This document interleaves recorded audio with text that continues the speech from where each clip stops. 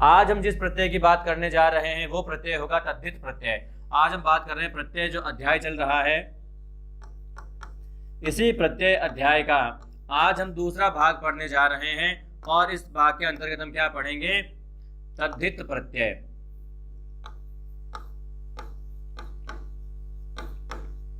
तद्धित प्रत्यय।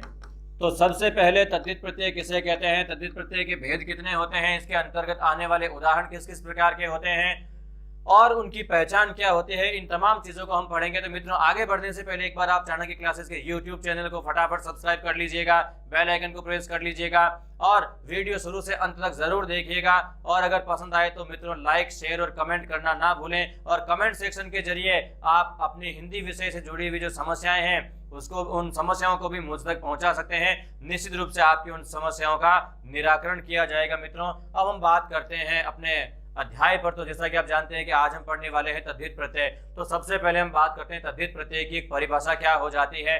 तो जैसा कि कृदंत प्रत्यय में हमने पढ़ा था कि कृदंत प्रत्यय का योग कहाँ होता है, केवल और केवल क्रियापदों के साथ होता है। यानी जो प्रत्यय के दो भेद हमने बताए थे, पहला भेद मैंने आपको क्या बताया था, कृदंत प्रत्यय।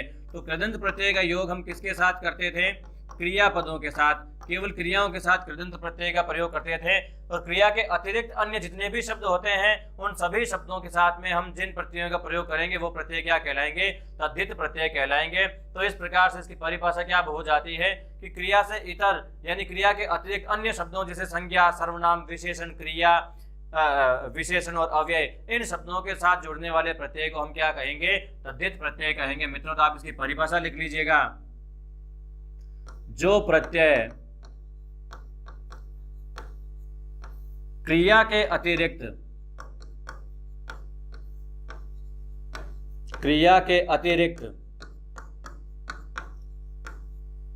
अन्य शब्दों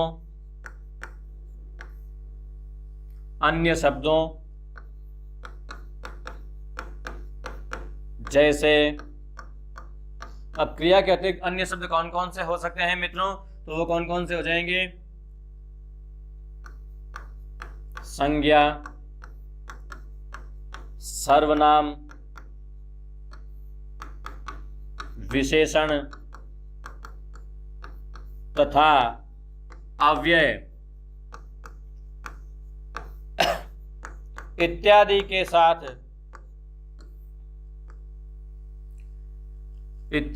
साथ जुड़ने वाले प्रत्ययों को, इत्यादि के साथ जुड़ने वाले प्रत्ययों को तद्धित प्रत्यय कहते हैं। तद्धित प्रत्यय कहते हैं। तो इस प्रकार से ये इसकी परिभाषा हो जाती है कि जो प्रत्यय क्रिया के अतिरिक्त अन्य शब्दों जैसे कि संज्ञा, सर्वनाम, विशेषण या अव्यय जैसे इन शब्दों के साथ जुड़ते हैं उन प्रत्ययों को हम क्या कहते हैं, तद्धित प्रत्यय कहते हैं। परिभाषा आपकी अच्छी तरह से समझ में आ गई होगी कि तद्धित प्रत्यय का जो प्रयोग है वो कभी भी क्रियापदों के साथ में नहीं होता है। क्रिया के अतिरिक्त जो अन्य पद होते हैं उनके साथ में तद्धित प्रत्यय का प्रयोग होता है। और वो शब्द कौन कौन से होते हैं, ध्यान रखना कि क्रिया को सम्मिलित नहीं करना है। क्रिया के अतिरिक्त अन्य जितने भी शब्द होते हैं उनको हम सम्मिलित कर सकते हैं। जैसे कि आप यहाँ देख सकते हैं संज्ञा लिखा है हमने, तो संज्ञा के साथ ये प्रत्यय जुड़ेंगे, सर्वनाम के साथ जुड़ेंगे, विशेषण और अव्यय, इन शब्दों के साथ इन तद्धित प्रत्ययों का योग होता है। अब हम बात करते हैं तद्धित प्रत्यय के भेद कितने होते हैं। तद्धित प्रत्यय के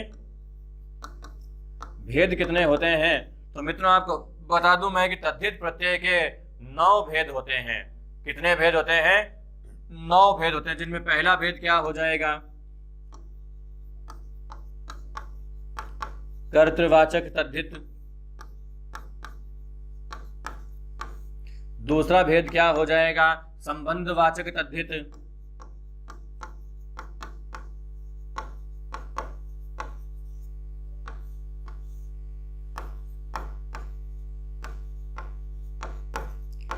संबंधवाचक तद्धित। तीसरा जो प्रत्यय हो जाएगा वो हो जाएगा भाववाचक तद्धित।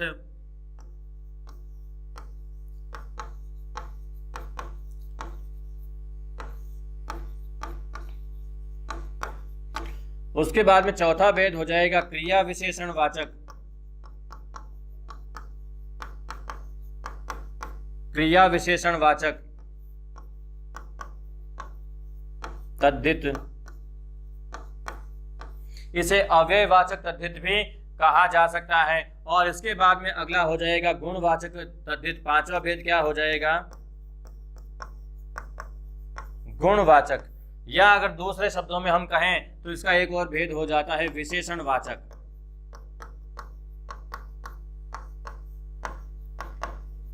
विशेषणवाचक तद्धित। उसके बाद में छठा जो भेद है वो भेद हो जाता है अपत्यवाचक तद्धित।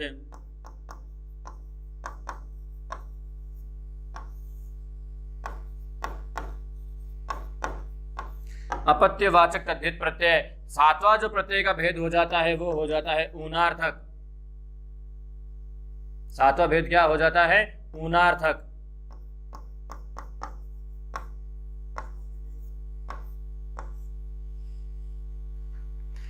ऊनार्थक प्रत्यय। और उसके बाद में आठवां हो जाएगा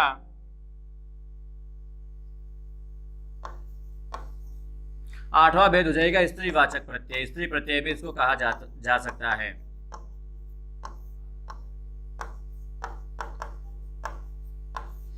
तो इस प्रकार आप देख सकते हैं कि जो तद्धित प्रत्यय है उसके ये 8 भेद हो जाते हैं, जिसमें आप देख सकते हैं कर्तृवाचक, संबंधवाचक, भाववाचक, क्रिया विशेषण या अव्ययवाचक, गुणवाचक जिसको हम विशेषणवाचक भी कहते हैं, इसके अलावा अपत्यवाचक और ऊनार्थक प्रत्यय के बाद में अगला अंतिम प्रत्यय हो जाता है स्त्री प्रत्यय। तो इस प्रकार से ये 8 मुख्य भेद हो जाते हैं तद्धित प्रत्यय के। कुछ विद्वान एक नम्मा भेद करणवाचक भी बताते हैं, लेकिन मित्रों उनके ज्यादा उदाहरण बनते नहीं हैं और कई बार हम देखते हैं कि उनके उदाहरणों में भी कई विसंगतियां पाई जाती हैं। तो इस प्रकार से ये 8 मुख्य तद्धित प्रत्यय के भेद हो जाते हैं। अब हम इन सभी भेदों के बारे में विस्तार से चर्चा करने वाले हैं, जिनमें आज हम चर्चा करेंगे सबसे पहले कर्तृवाचक तद्धित प्रत्यय पर। किस पर हम चर्चा करने वाले हैं? कर्तृवाचक तद्धित प्रत्यय पर। तो आज का जो पहला भेद हो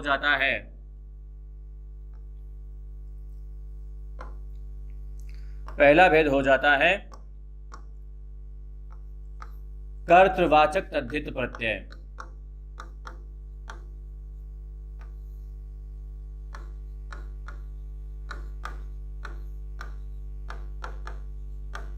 अब हम बात करेंगे कर्तृवाचक तद्धित प्रत्यय। तो सबसे पहले तो ये तद्धित प्रत्यय है, इसका मतलब कि यहाँ पर क्रियापदों का योग नहीं होगा। जिन शब्दों का योग होगा वो शब्द क्या होंगे? कोई संज्ञा, सर्वनाम, विशेषण या अव्यय में से कोई एक शब्द हो सकता है। तो अव्यय इन शब्दों के बाद में जुड़ने वाले जो प्रत्यय होते हैं इनको हम क्या कहते हैं? तद्धित प्रत्यय होते हैं। लेकिन ये तद्धित प्रत्यय जुड़ करके जिन शब्दों की या जिन संज्ञाओं की रचना करेंगे वो किस प्रकार की संज्ञा होगी? वो कर्तृवाचक संज्ञा होगी। तो इस कारण इन शब्दों को हम कहेंगे कर्तृवाचक तद्धित प्रत्यय। कर्तृवाचक जो बनाने का जो एक नियम है या इन शब्दों को जो पहचानने का जो एक नियम है या जो एक तरीका है, वो तरीका मैंने आपको कर्तृवाचक कृदंत प्रत्यय के अंतर्गत बताया था। वही तरीका यहाँ पर लगेगा कि शब्द का अर्थ बोध करने पर शब्द के अंत में वाला पद शेष आना चाहिए। क्या शेष आना चाहिए? वाला का जो अर्थ है वो शेष आना चाहिए। कर्तृवाचक प्रत्यय तभी बनेगा जब शब्द के अर्थबोध में वाला नामक जो शब्द है वो प्रयुक्त हो जाता है, आ जाता है। तो सबसे पहले हम इनकी परिभाषा को लिख लेते हैं। परिभाषा क्या हो जाएगी? जो प्रत्यय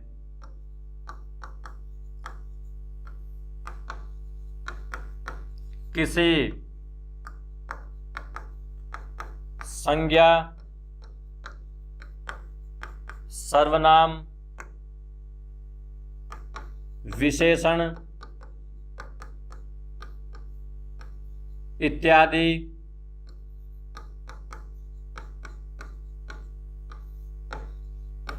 के साथ प्रयुक्त होकर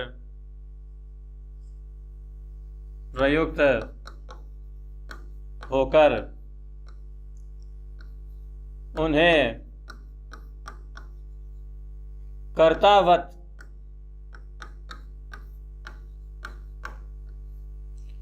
बना देता है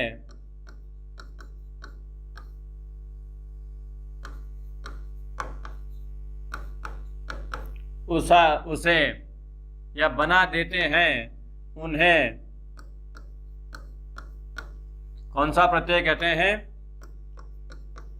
कर्तृवाचक तद्धित प्रत्यय कहते हैं। कर्तृवाचक तद्धित प्रत्यय कहते हैं।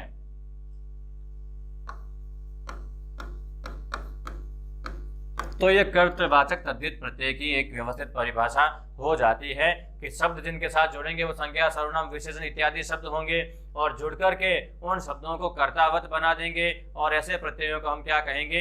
कर्तृवाचक प्रत्यय कहेंगे। आप यहाँ पर नोट में जो एक विशेष तथ्य है आप उसको नोट कर भी सकते हो। आप यहाँ पर लिख लीजिएगा नोट में, प्रत्यय युक्त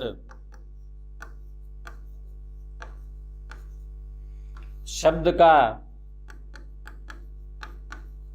अर्थबोध करने पर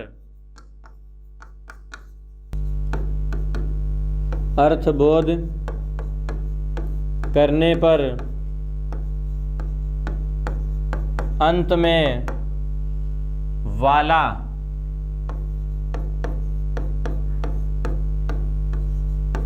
पद शेष रहता है। क्या शेष रहता है? वाला जो ये पद है ये जरूर शेष रहता है। जैसे कि हमने यहाँ पर एक शब्द लिख दिया है चित्रकार, उदाहरण के लिए मैंने जैसे समझाने के लिए एक शब्द लिख दिया है चित्रकार। तो सबसे पहले आप देखिए कि इस शब्द में दो शब्द जुड़े हुए हैं। पहला शब्द क्या है? चित्र, और दूसरा शब्द क्या है? कार। अब आप यहाँ पर देखोगे चित्र क्या है? एक प्रकार की संज्ञा है, और कार क्या है? एक प्रत्यय है। अब ये प्रत्यय कर्तृवाचक है। ये देखने के लिए जब हम चित्रकार शब्द का अर्थबोध करते हैं तो इसका अर्थबोध किस प्रकार से होता है?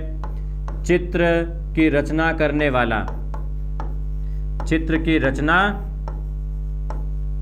करने वाला। तो आप यहां पर देखिए कि अंत में ये वाला पद आ गया, और वाला पद आ गया इसका मतलब कि ये जो कार प्रत्यय है, कार का मतलब करने वाला, और चित्र मतलब चित्र, तो चित्र को करता है यानी चित्र की रचना करता है, तो शब्द क्या हो जाएगा? चित्र की रचना करने वाला। तो आप देख सकते हैं कि कार प्रत्यय के द्वारा ये वाला अर्थ की निष्पत्ति यहाँ पर हुई है, और इस कारण ये जो कार प्रत्यय है ये किस प्रकार का प्रत्यय हो जाता है? ये कर्तृवाचक प्रत्यय हो जाता है। और ये जिस शब्द के साथ जुड़ा है वो कोई संज्ञा शब्द है, इसलिए कर्तृवाचक तद्धित प्रत्यय हो जाता है। कौन सा प्रत्यय हो जाता है? कर्तृवाचक तद्धित प्रत्यय। तो इसी प्रकार से इन शब्दों का हमें अच्छी तरह से अर्थबोध करते हुए, सीखते हुए, समझते हुए हमें आगे पढ़ना है मित्रों। तो जैसे कि कर्तृवाचक प्रत्यय है तो इनके कई सारे भेद होते हैं, कई प्रत्यय आते हैं कर्तृवाचक तद्धित प्रत्यय के अंतर्गत। उन तमाम प्रत्ययों के बारे में हम आगे पढ़ने वाले हैं। आप भी पढ़ते रहिएगा, सीखते रहिएगा और समझते रहिएगा मित्रों। आगे हम बात करते हैं कि अब कर्तृवाचक तद्धित प्रत्यय के अंतर्गत आने वाले प्रत्यय कौन कौन से हैं, तो हम यहाँ पर उनको नोट कर लेते हैं। जैसे मैंने यहाँ पर पहला जो प्रत्यय है वो लिख लिया है। पहला प्रत्यय हो जाता है इसमें कार। पहला शब्द हम लिख लेते हैं कर। पहला प्रत्यय हम क्या लिख लेते हैं यहाँ पर? कर। ये हमने पहले प्रत्यय के रूप में यहाँ लिख लिया है। कर, कार, कारी, चर, इस प्रकार के आगे बहुत से प्रत्यय आते जाएंगे। अब इससे बनने वाले जो उदाहरण है वो आप देखिएगा।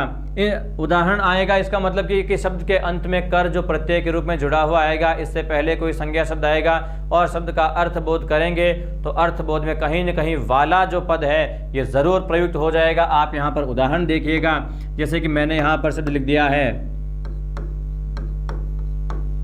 दिनकर या रविकर, या शब्द आ गया रजनीकर, या शब्द आ गया भयंकर,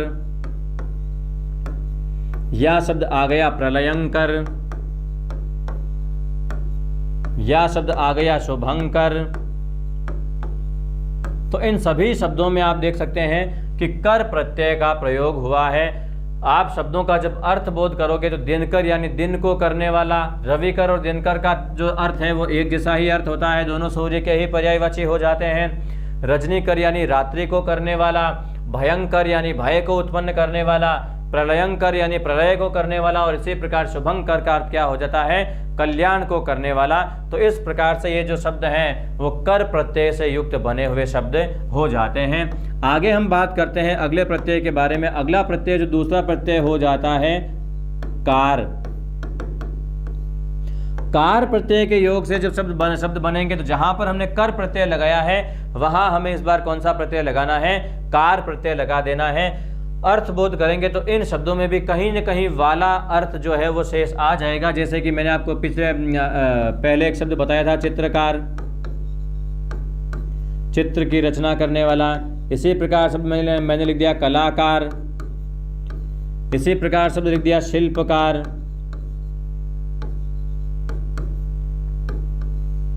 इसी प्रकार शब्द लिख दिया वास्तुकार। तो इस प्रकार से ये शब्द हो जाते हैं। रचनाकार, तो शब्दों की कोई सीमा नहीं, आप किसी भी सीमा तक इन शब्दों की रचना कर सकते हैं। चित्र की रचना करने वाला चित्रकार, कला को करने वाला कलाकार, शिल्प यानी पत्थर पर जो तराशी का कार्य करता है वो शिल्पकार हो जाता है, भवन निर्माण का जो कार्य करता है वो वास्तुकार हो जाता है। वस्तु का अर्थ सामग्री होता है और वास्तु का अर्थ भवन होता है। यहाँ पर आप इस चीज़ को थोड़ा सा देख लीजिएगा, एक शब्द हो जाता है वस्तु और दूसरा शब्द है वास्तु। तो इन दोनों में पर्याप्त अंतर है, आप इन शब्दों का अर्थ भी साथ में पढ़ते चलिएगा। वस्तु का अर्थ क्या हो जाता है, सामग्री। वस्तु का अर्थ क्या हो जाता है, सामग्री। और वहीं पर जो शब्द आया है वास्तु, तो वास्तु का अर्थ क्या हो जाता है, भवन। वास्तु का अर्थ क्या हो जाता है, भवन। तो इस प्रकार से इन शब्दों के बीच के अंतर को भी आप साथ में पढ़ते समझते चलिएगा। और इस तरह से आपका जो युग्म शब्द का जो अध्याय है वो भी आप देखते हैं कि साथ साथ में कुछ मात्रा में क्लियर होता जा रहा है। बहुत ही अच्छी, बहुत ही शुभ संकेत है ये इस प्रकार से पढ़ना कि एक अध्याय के साथ में कई अध्यायों का अध्ययन हो जाए। यही एक शिक्षण की क्या होती है, सार्थकता होती है। इसके बाद में हम बात करते हैं अगला जो तीसरा प्रत्यय आ जाता है इसमें, वो प्रत्यय हो जाएगा, तीसरा प्रत्यय हो जाएगा कारी। तीसरा प्रत्यय क्या हो जाएगा, कारी प्रत्यय हो जाएगा। बहुत से शब्द कारी प्रत्यय के योग से भी बन जाते हैं। जैसे कि अगर मैं शब्दों की बात करूं तो पहला शब्द मैंने यहां लिख दिया है क्रांतिकारी, यानी क्रांति को करने वाला, क्रांतिकारी। इसी प्रकार आंदोलनकारी,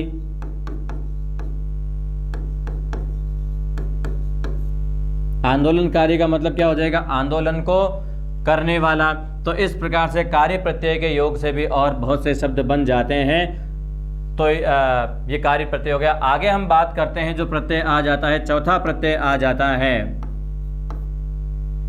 चर प्रत्यय।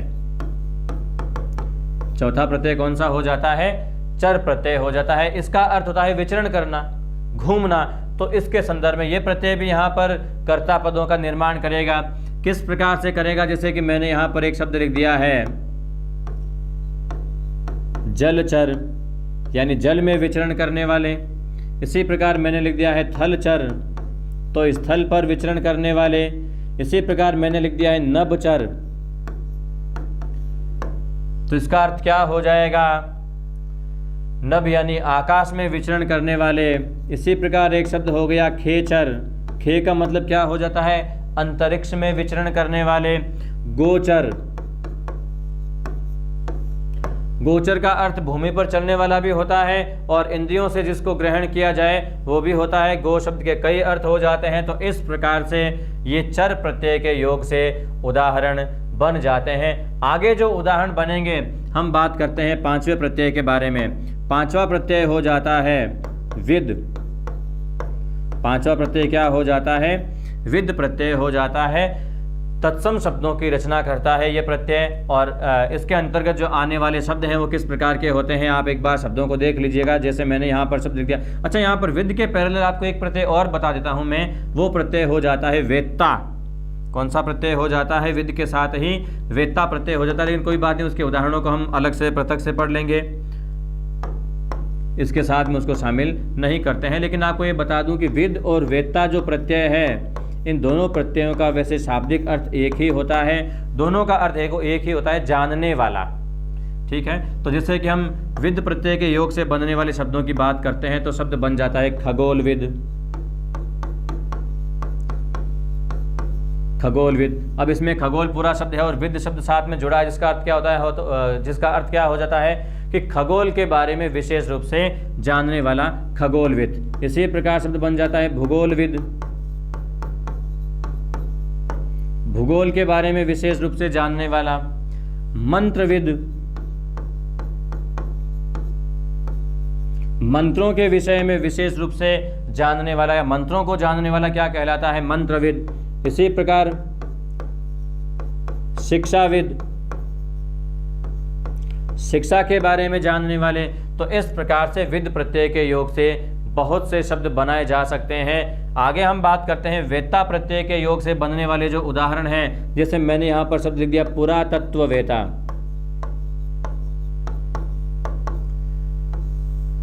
तो इसका तात्पर्य हो जाएगा पुरातत्व के संबंध में विशेष रूप से जानने वाला। क्या हो जाएगा, पुरातत्ववेता।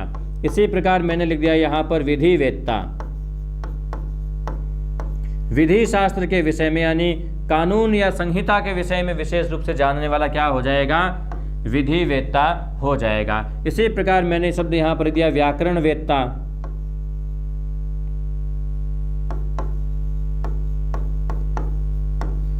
व्याकरणवेत्ता। तो इसका तात्पर्य क्या हो जाता है, व्याकरण के विषय में विशेष रूप से जानने वाला व्याकरणवेत्ता। तो इस प्रकार से विद और वेत्ता प्रत्यय के योग से हमने उदाहरण बना लिए हैं। आगे हम और भी बहुत से ऐसे उपसर्ग ऐसे जो प्रत्यय हैं वो मिल जाएंगे जिन पर हम चर्चा करते रहेंगे। अगला जो सातवां हो जाता है प्रत्यय, वो प्रत्यय कौन सा हो जाएगा, सातवां प्रत्यय,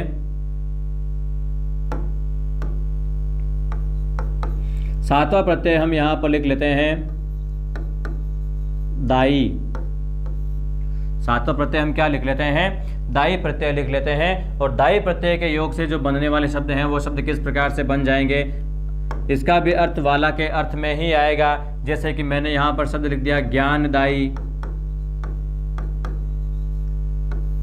शब्द का अर्थ क्या हो जाएगा, ज्ञान देने वाला। इसी प्रकार शब्द हमने लिख लिया मोक्षदायी। तो अर्थ क्या हो जाएगा इसका, मोक्ष देने वाला। इसी प्रकार शब्द हो जाएगा फलदायी, फल प्रदान करने वाला। तो इस प्रकार से दायी प्रत्यय के योग से भी बहुत से शब्द बन जाते हैं। विद्यादायी भी हो जाएगा,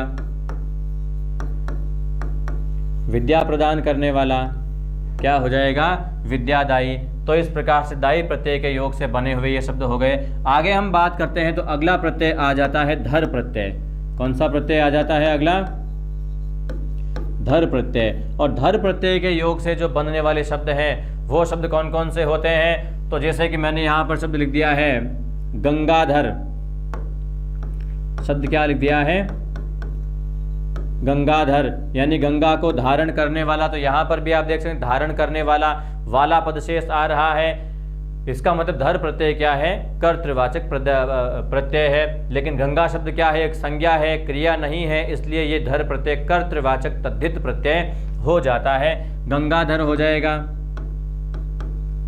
जलधर, या शब्द मैंने लिख दिया धरणीधर, या मैंने शब्द लिख दिया फणीधर, या शब्द आ गया शूलधर, शब्द आ जाएगा चक्रधर,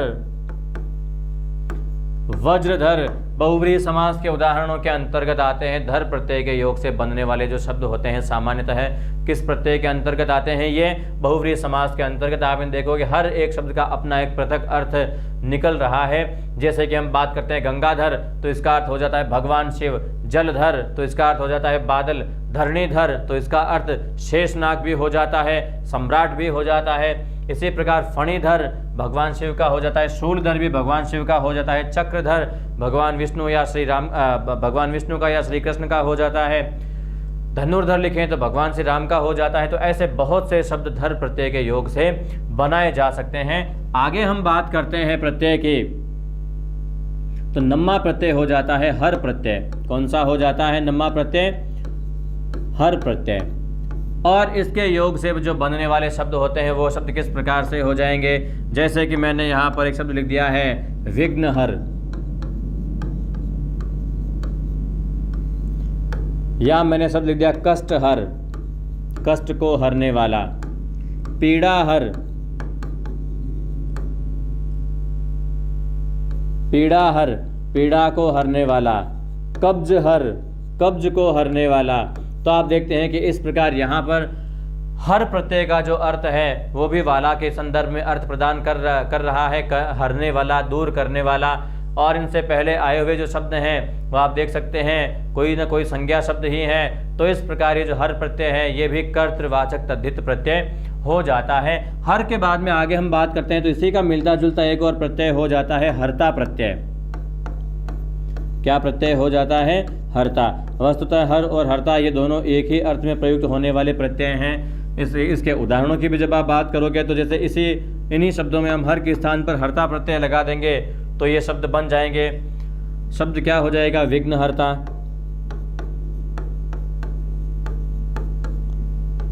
बाधाहर्ता,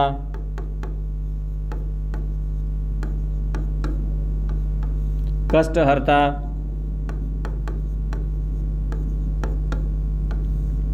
दुःखहर्ता,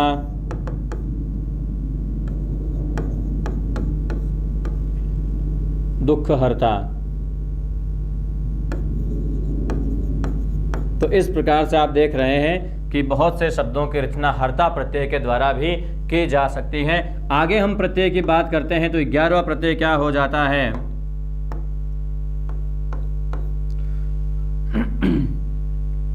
11वां प्रत्यय हो जाता है आर प्रत्यय। कौन सा प्रत्यय हो जाता है? आर प्रत्यय।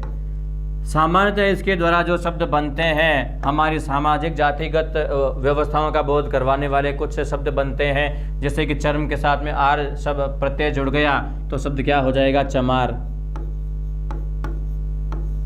इसी प्रकार से सूत के साथ में आर प्रत्यय जुड़ गया तो शब्द क्या हो जाएगा? सुथार। इसी प्रकार कहन के साथ में आर प्रत्यय जुड़ गया तो शब्द क्या हो गया? कहार। लोहा के साथ में आर प्रत्यय जुड़ गया तो शब्द क्या हो जाएगा? लोहार। तो चमार, सुथार, कहार, लोहार। तो इस प्रकार के जो प्रत्यय जो शब्द बनते हैं इन सभी में आर प्रत्यय है। यह भी कर्तावाचक है। चमड़े का कार्य करने वाला चमार, सूत यानी लकड़ी का कार्य करने वाला सुथार, कहार यानी भार उठाने वाला या डोली ले जाने वाला जो होता है उसको क्या बोलते हैं? कहार। इसी प्रकार लोहे का कार्य करने वाला लोहार। तो इस प्रकार से ये शब्द यहाँ पर बन जाते हैं जो कि किस प्रत्यय के योग से बने हैं? आर प्रत्यय के योग से बने हैं। अगला प्रत्यय आ जाता है 12वां प्रत्यय। 12वां प्रत्यय इसमें आ जाता है इया। अगला प्रत्यय हो जाता है इया प्रत्यय। अब इस प्रत्यय के योग से बनने वाले शब्द किस प्रकार से होते हैं? तो जैसे कि हमने एक शब्द लिख दिया यहाँ पर रसिया। अर्थ क्या हो जाता है? रस लेने वाला। किसी भी कार्य में आनंद लेने वाला जो होता है वो क्या हो जाता है? रसिया। इसी प्रकार ढोलकिया,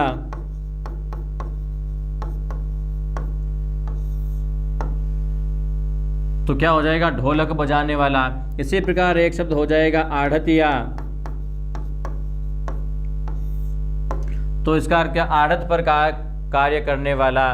तो इस प्रकार से शब्द हो जाते हैं ये आढ़तिया। आढ़तिया क्या होता है मित्रों? जब हम अनाज मंडी में जाते हैं तो वहाँ पर खुदरा व्यापारियों और थोक व्यापारियों के मध्य में जो एक संपर्क बनाने वाला व्यक्ति होता है उसको बोलते हैं आढ़तिया।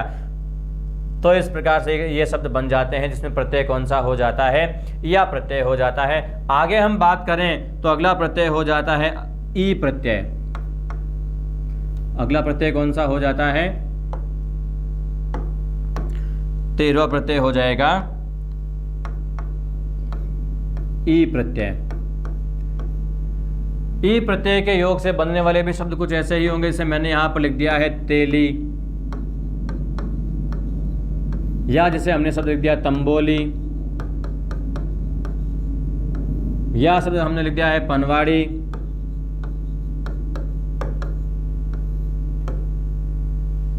तो इस प्रकार से इन शब्दों में प्रत्यय कौन सा लगा हुआ है? ई प्रत्यय।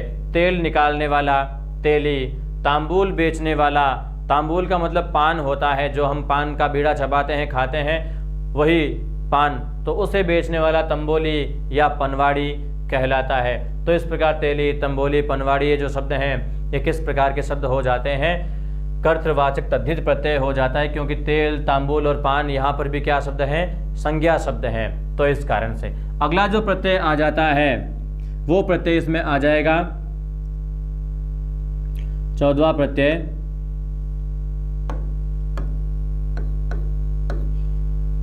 चौदहवां प्रत्यय हो जाएगा दार। दार का मतलब प्रभारी, मुखिया, ठीक है, किसी कार्य की जिम्मेदारी लेने वाला। तो इस प्रकार से ये शब्द बन जाते हैं। दार का भी हम अर्थ प्रकट करेंगे तो शब्दों के योग में इसका अर्थ भी कहीं ना कहीं वाला के रूप में आ ही जाता है। कई अर्थों में इसका प्रयोग हो जाता है, जैसे कि हमने यहाँ पर शब्द लिख दिया धारदार।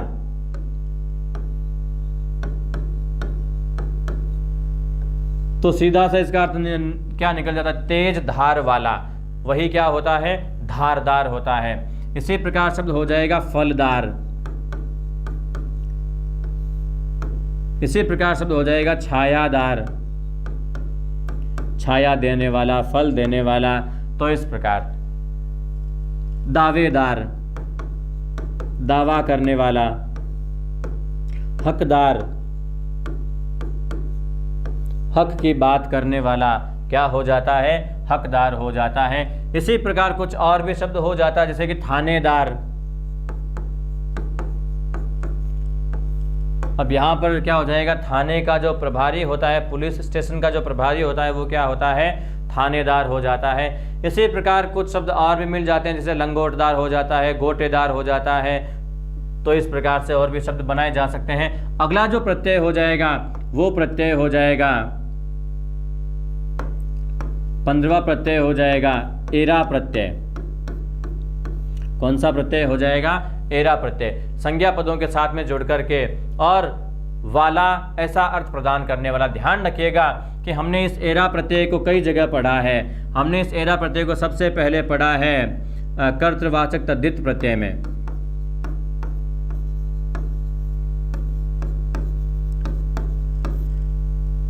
अभी हम इसको पढ़ रहे हैं कर्तृवाचक, पहले हमने जो पढ़ा था वो कर्तृवाचक कृदंत प्रत्यय था। अभी हम जहां पढ़ रहे हैं वो क्या हो जाएगा? कर्तृवाचक तद्धित प्रत्यय में के अंतर्गत हम इसको पढ़ रहे हैं। आगे हम इसी प्रत्यय को एक बार और पढ़ेंगे। प्रत्यय कौन सा है? ये एरा प्रत्यय। और आगे हम इसको जहां पढ़ेंगे वो हमारा एक और प्रत्यय का इसी तद्धित प्रत्यय के अंतर्गत भेद आएगा, संबंधवाचक।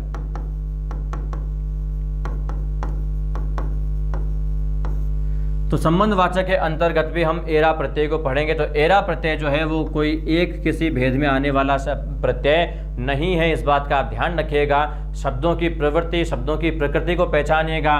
जैसे कि शब्द आ गया लुटेरा या बसेरा, तो इसमें आप देख सकते हैं कि जो एरा प्रत्यय है वो क्रियाओं के साथ जुड़ा हुआ है, लूटना और बसना, इन दो क्रियाओं के साथ में। तो प्रत्यय कौन सा हो जाता है? कर्तृवाचक कृदंत प्रत्यय हो जाता है। अब हम यहाँ पर बात करते हैं कर्तृवाचक तद्धित प्रत्यय में। इसके उदाहरण कैसे बनेगा? तो इसका बनेगा चितेरा, या शब्द बनेगा सफेरा, या शब्द बनेगा ठठेरा।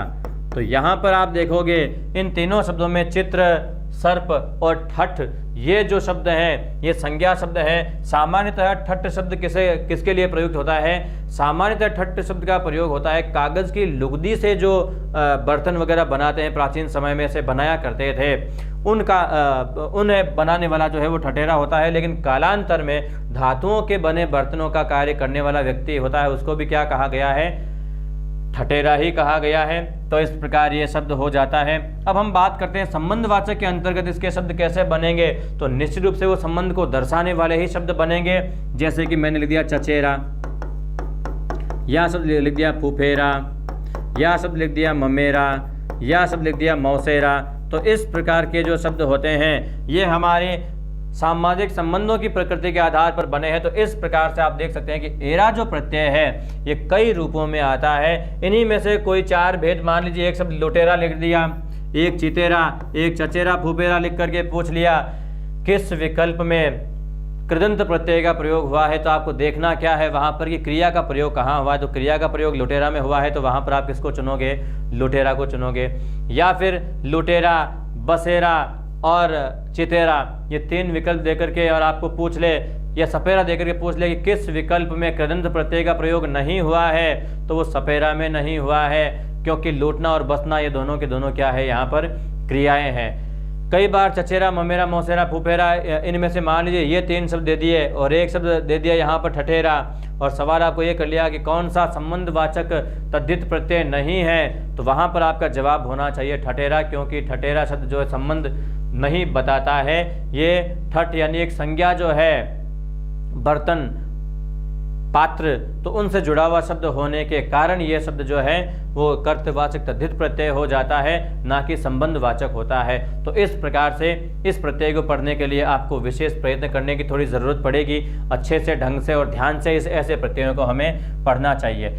यहाँ पर हम एरा प्रत्यय के अंतर्गत जिन शब्दों को लेंगे, तो अब आप अच्छी तरह से समझ गए होंगे कि हम किस प्रकार के शब्दों को लेंगे, क्योंकि हम यहाँ पर कर्तवाचक तद्धित प्रत्यय पढ़ रहे हैं। तो तद्धित प्रत्यय के अंतर्गत जो आने वाले शब्द हैं, जैसे चित्र बनाने वाला क्या कहलाएगा, चितेरा कहलाएगा। सर्प पकड़ने वाला या सर्प पालने वाला क्या कहलाएगा, तो वो सपेरा कहलाएगा। इसी प्रकार बर्तनों का कार्य करने वाला वो क्या कहलाएगा, वो ठठेरा कहलाएगा। तो इस प्रकार से ये जो शब्द है चितेरा, सपेरा, ठठेरा, इन शब्दों को हम किसके अंतर्गत मानेंगे, एरा प्रत्यय जो कि कर्तवाचक तद्धित प्रत्यय है, इसी के अंतर्गत मानेंगे। बाकी इन शब्दों को तद्धित प्रत्यय के अंतर्गत आ तो सकते हैं इनमें से कुछ शब्द और भी, लेकिन वो किसी अलग भेद से संबंध रखते हैं, तो इसलिए उन शब्दों को हम यहाँ पर बिल्कुल भी नहीं लेंगे। इस बात का आपको भी ध्यान रखना है अच्छी तरह से। आगे हम बात करते हैं एरा प्रत्यय के बाद में अगला प्रत्यय आ जाता है वान। अगला प्रत्यय क्या आ जाता है, 16वां प्रत्यय हो जाता है वान। वान का अर्थ वाला ही होता है। संज्ञा शब्दों के साथ जुड़ करके बहुत से ऐसे शब्द बन जाते हैं, जैसे कि मैंने शब्द लिख दिया गाड़ी वान। दिखती सी बात है, इसका जो अर्थ है वो क्या हो जाता है, गाड़ी वाला। इसी प्रकार मैंने शब्द लिख दिया यहाँ पर धनवान, धन के साथ वान प्रत्यय जुड़ा है, धन वाला हो जाता है। इसी प्रकार बलवान, यह शब्द लिख दिया मैंने दाढ़ीवान, दाढ़ी वाला।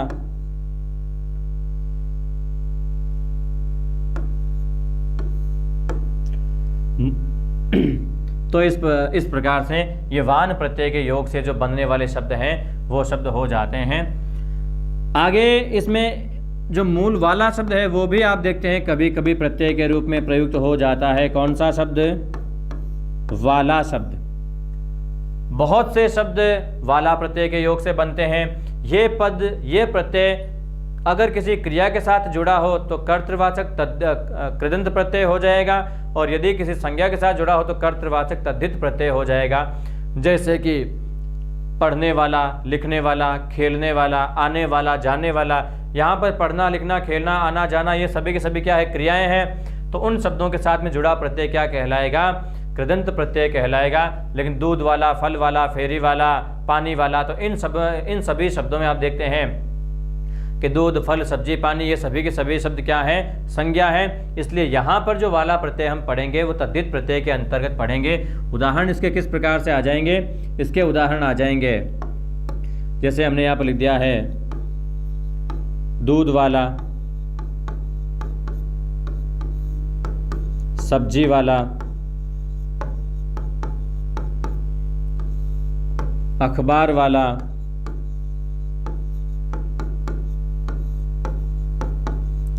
फेरी वाला, यह शब्द आ जाएगा पानी वाला। तो इस प्रकार के शब्द आ जाते हैं जहां पर यही वाला शब्द जो है वो संज्ञा शब्दों के बाद में जुड़ा है। अर्थ आपको बताने की जरूरत नहीं है, आप अच्छी तरह से समझ सकते हैं। दूध वाला है तो दूध वाला ही है। तो इस प्रकार से अगला जो प्रत्यय हो जाता है, अगला हम प्रत्यय इसमें पढ़ लेते हैं। एक प्रत्यय आ जाता है खोर। शब्द क्या हो जाता है, खोर, जिसका अर्थ क्या हो जाता है, खाने वाला। खोर शब्द का अर्थ क्या होता है, खाने वाला। जैसे कि मैंने यहां पर शब्द लिख दिया है आदमखोर।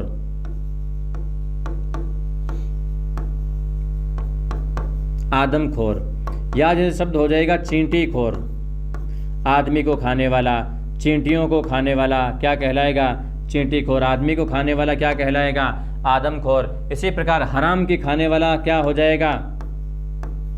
हरामखोर हो जाएगा।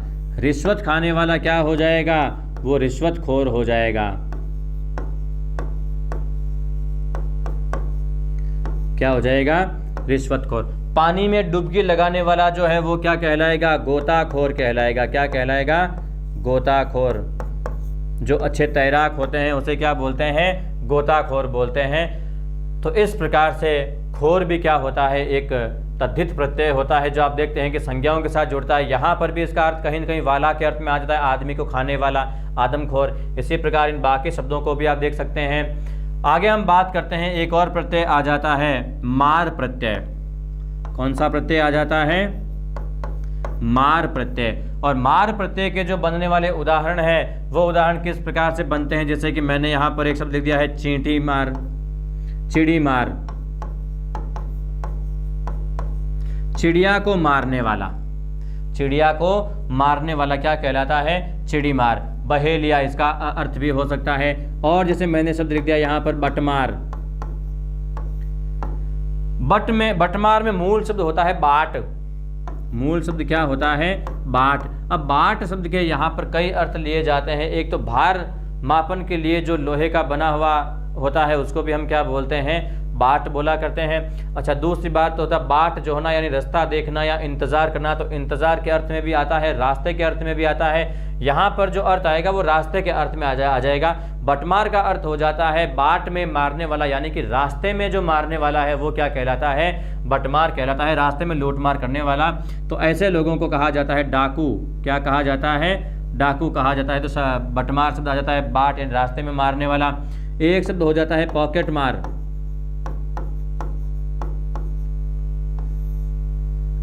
बटवा चुराने वाले जो होते हैं उन्हें क्या बोलते हैं? पॉकेट मार बोल देते हैं। तो इस प्रकार से ये मार प्रत्यय के योग से बनने वाले शब्द हैं, जो कि क्या है? कर्तृवाचक कृदंत प्रत्यय हैं। अगला जो प्रत्यय हो जाता है मार प्रत्यय।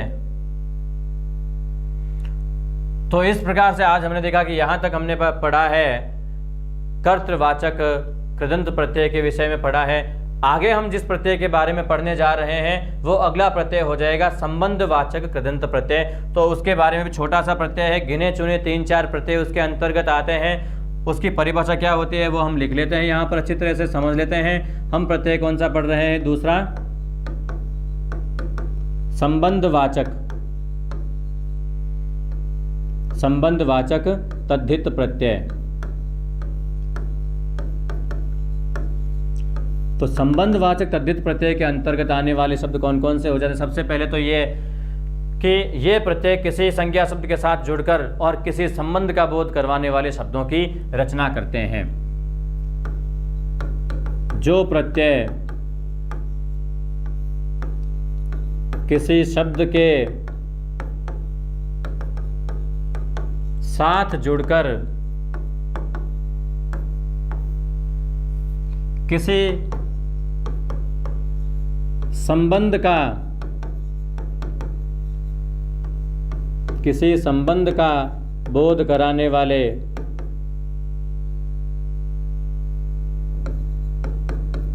संबंध का बोध कराने वाले शब्दों की रचना करते हैं।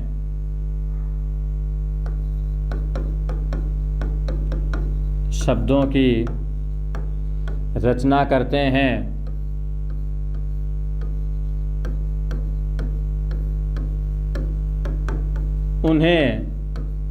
उन्हें क्या कहते हैं? संबंधवाचक तद्धित प्रत्यय कहते हैं। अब इसके अंतर्गत आने वाले जो प्रत्यय होते हैं वो सामान्यतः कौन कौन से प्रत्यय हो जाते हैं? जैसे पहला प्रत्यय आ जाएगा आल प्रत्यय। पहला प्रत्यय क्या हो जाएगा? आल प्रत्यय। और इस आल प्रत्यय के योग से जो बनने वाले शब्द होते हैं बहुत ही सीमित मात्रा में शब्द बनते हैं संबंधवाचक तद्धित प्रत्यय के अंतर्गत, जिसके अंतर्गत जो पहला शब्द हम बनाएंगे वो शब्द हम बनाने जा रहे हैं ससुराल। ससुर प्लस आल इसी प्रकार एक शब्द बन जाता है ननिहाल, और इसी प्रकार एक शब्द बन जाता है ददीहाल। तो इस प्रकार से शब्द बन जाते हैं आल प्रत्यय के योग से। अगला जो इसमें एक और प्रत्यय बन जाता है वो दूसरा प्रत्यय क्या हो जाता है? दूसरा प्रत्यय इसमें हो जाएगा एरा प्रत्यय। कौन सा प्रत्यय? एरा प्रत्यय। और इस प्रत्यय के योग से जो बनने वाले शब्द हैं जिन पर हम पहले चर्चा कर चुके हैं, आपको मैं बता चुका हूं कि एरा प्रत्यय संबंधवाचक तद्धित प्रत्यय में आएगा। और वो शब्द कौन कौन से होंगे? यदि आपने वीडियो ध्यान से देखा होगा तो निश्चित रूप से आपके ध्यान में वो शब्द होंगे। और वो शब्द कौन से हो जाएंगे? चचेरा, ममेरा, चाचा का बेटा चचेरा, मामा का बेटा ममेरा, मौसा का बेटा क्या हो जाएगा? मौसेरा, फूफा का बेटा क्या हो जाएगा? फूफेरा। तो इस प्रकार से जो शब्द बनते हैं ये कहीं न कहीं किसी न किसी संबंध को बताने वाले होते हैं। तो इस प्रकार से ये शब्द बन जाते हैं। उसके बाद में अगला शब्द क्या हो जाता है? तीसरा प्रत्यय इसमें एक और आ जाता है, और वो प्रत्यय क्या हो जाता है? ज या जा। ज तत्सम में आता है और जा तद्भव में आता है। जैसे कि शब्दों की हम बात करते हैं तो शब्द क्या हो जाएगा? भतीजा। अब जो काका का बेटा है वो क्या कहलाएगा? भतीजा। जो बड़े भाई का बेटा है वो क्या कहलाएगा? भतीजा कहलाएगा छोटे भाई के लिए। तो इसी प्रकार एक शब्द हो जाएगा भांजा। अगर हम इनके तत्सम रूपों की बात करें तो इसका क्या हो जाएगा? भगिनीज। भगिनी यानी बहन का बेटा। भ्रातृज। भतीजा का अर्थ क्या हो जाएगा? भ्रातृज।